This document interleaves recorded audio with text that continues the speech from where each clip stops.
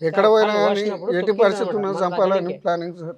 ఇంకోటి సార్ ఇప్పుడు ఏంటంటే ఇప్పుడు ఈ నైట్ ఈ ఇంటి పైన దాడి చేస్తారు ప్రతిరోజు రోజా అంచెలతో రాళ్ళ దాడి మద్దూరు పిఎస్ ఏం పేరు ఈయన పేరు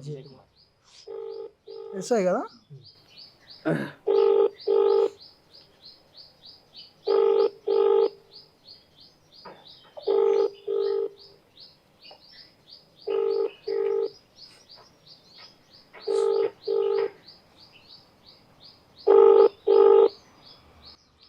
ఇంత జరిగినా కూడా మరి కంప్లైంట్ ఎవరు తీసుకోలేదు, ఎందుకు ఇట్లా కొడుతున్నారు సార్? అయితే అక్కడ కొట్టిన తర్వాత సార్ మళ్ళీ ఏమైంది, నన్ను కొట్టినాక తూపైంది అని నీళ్ళు పోయి మని బతుకులని సార్. పెయ్యి అంతా మొత్తం వైబ్రేషన్ వచ్చింది, అసలు నిలబడడానికి వస్తలేదు.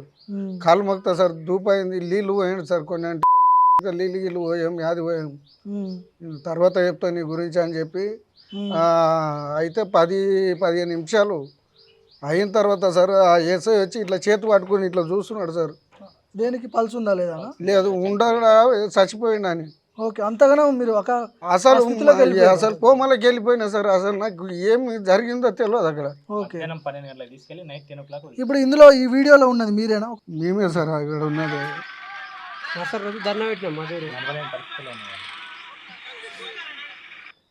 నడవలేని పరిస్థితిలో ఉన్నారు.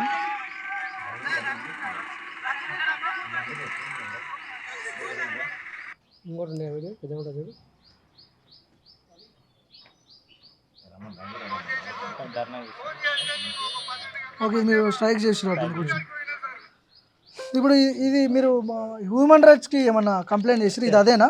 అయితే చేసినాం సార్. ఇంకొక విషయం ఏం జరిగింది సార్ అంటే అక్కడ కొట్టుకుంట ఎస్ఐ ఏమంటున్నాడు, నైట్కు 8 గంటలకు 8:30 మధ్యలో పోలీసు దాంట్లో జీప్లు ఎక్కించుకున్నారు సార్.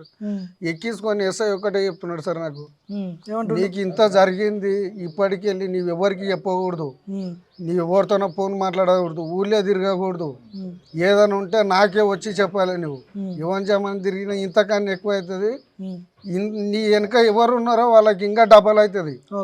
నువ్వు ఏడ తిరగకూడదు, యువన్ జమన్ ఉండకూడదు, అసలు కానీ ఎరకైందంటే ఇంతకన్నా డబల్ మళ్ళీ రోజే చేస్తాను నేను. ఓకే అని చెప్పి అక్కడ నన్ను 10 గంటలకు గిడిచిపెట్టింది సార్. ఇప్పుడు మళ్ళీ థ్రెట్ ఉందా వాళ్ళ నుంచి, నీకు పోలీసు వాళ్ళ నుంచి? అసలు నాకు చాలా భయం ఉంది సార్, ఎక్కడ చంపుతారో, ఎక్కడ తిరుగుతానో, అసలు ఎప్పుడు ఏమవుతుందో తెలియదు. చాలా భయం అంటే మామూలుగా సార్. మీరు చెప్పండి, ఇప్పుడు ఇది హ్యూమన్ రైట్స్కి మీరు కంప్లైంట్ చేసినట్టున్నారు, ఎట్లాంటి రెస్పాన్స్ ఉంది వాళ్ళ నుంచి? హెచ్ఆర్సీలో ఫిర్యాదు చేశాము సార్, బాధితుని తీసుకెళ్లి హెచ్ఆర్సీలో ఫిర్యాదు చేశాము. అక్కడ కమిషన్ ముందు విచారిస్తాం, త్వరలో కమిషన్ ముందు విచారిస్తాం. ఎస్ఐ గారిని సిఐ గారిని పిలిపించి మాట్లాడతాం అనే విషయం పైన మాకు ఒక హామీ ఇచ్చారు హెచ్ఆర్సీలో. మేమేం చేస్తున్నామంటే మాకు ఎటువంటి న్యాయం జరగట్లేదు. నియోజకవర్గ వ్యాప్తంగా రేవంత్ రెడ్డి అనుచరులు చేస్తున్న ఒక ఇష్యూ ఏంటంటే ఈ విషయాన్ని అక్కడికే క్లోజ్ చేయాలి, మర్చిపోవాలి అని డిఎస్పీ గారికి ఫోన్ చేసి ఆయన భయపెట్టిస్తారు.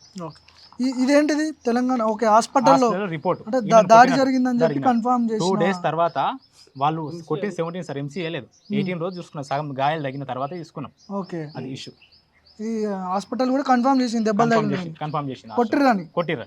ఓకే, వీళ్ళు ఎస్ఐ ఏమంటారు అంటే ఎటువంటి చర్య చేసుకోలేదు, అనవసరంగా నా పైన నిందలు ఇస్తారు, మీరు నేనేం కొట్టలేని విధంతో ఆయన ఎస్ఐ గారు మాట్లాడుతున్నారు. జీతం పైసలు అడిగితే ఎస్ఐతో కొట్టించిండు, పోలీస్ స్టేషన్ ఎదుట బాధితుడు తల్లి ఆందోళన. విలేకరులను కూడా అక్కడ ఉన్న జర్నలిస్టులు కూడా స్వచ్ఛంగా న్యూస్ రాస్తే కూడా వాళ్ళని కూడా భయపెట్టించి, మీరు మాకు వ్యతిరేకంగా న్యూస్ రాస్తారు, మీ సంగతి చూస్తాం, మీ అంత చూస్తామని అక్కడ జర్నలిస్టులకు భయపెడతారు. సిఐ గారు కంప్లైంట్ ఇస్తున్నాం ఎస్ఐ గారి పైన. అదే మద్దూరు మండలం మద్దూరు ఎస్ఐ పైన కొద్ది సిఐకి ఇచ్చాం, సిఐ కూడా ఉన్నాడని సిఐ పైన డిఎస్పీకి ఇచ్చాం. అంటే ధర్నా చేసిన తర్వాత వచ్చిండు సార్, వచ్చిండు కదా, ధర్నా చేస్తున్నాడు, వచ్చిండు, ఎస్ఐ పారిపోయాడు. ఈ నా పిల్లలు సార్ చిన్న ఉండరు, 4 కూతురు. నరేందర్ రెడ్డి వచ్చి పరామర్శించారు. ఎల్లప్పపై దాడిని ఖండిస్తున్న ప్రజా సంఘాలు, కమ్యూనిస్ట్ సంఘాల కొట్టిన తర్వాత ఫోటో 20 రోజులు లేవలేదు సార్ అసలు.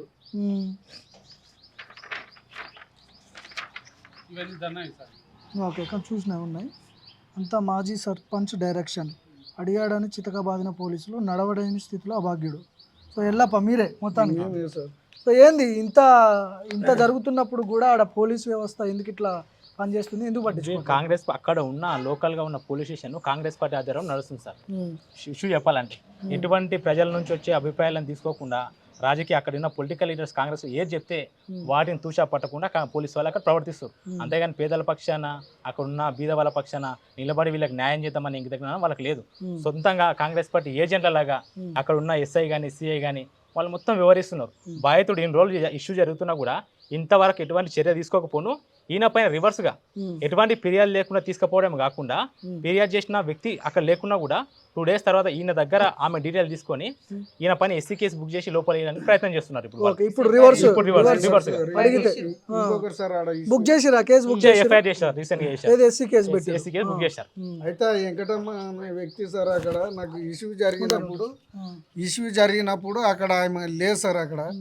అయితే ఆమె మలత రోజు ఆమెకు అక్కడ వెంకటన్న మా పిల్లాడు ఉంటాడు అక్కడ అడిగాడు, ఎందుకు అంత దాడి చేయించినావు నువ్వు, అసలు ఆయన మీనికి లేవకుండా పడ్డాడు ఇంటికాడ అంటే ఆమె అన్నది, నాకు అసలు ఆ లొల్లి గురించి తెలియదు, అసలు ఆయనని ఎవరు కొట్టిందో తెలియదు, ఆ రమేష్ రెడ్డి ఎందుకు పెట్టిండో తెలియదు, ఎందుకు కొట్టిపించిండో నాకు తెలియదు అన్నాడు సార్.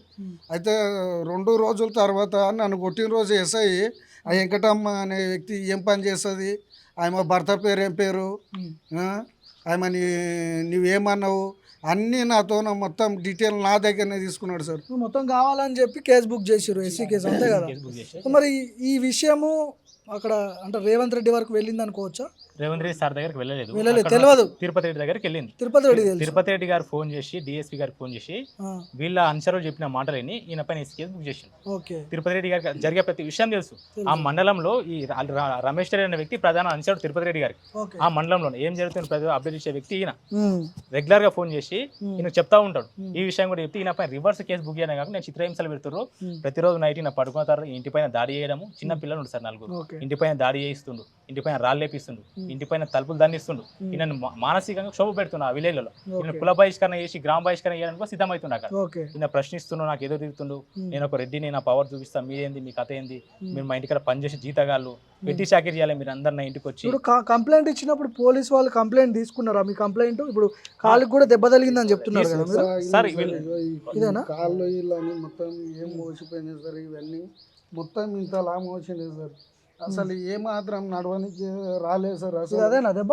దెబ్బ అదే సార్ మొత్తం. అసలు దెబ్బలు సార్, అసలు తక్కువలేకపోయినా నేనైతే ఏం చేయాలో అర్థం కాకుండా అయిపోయింది సార్ నాకైతే. అసలు 15 రోజులు ఏం జరిగిందో నాకు తెలియదు.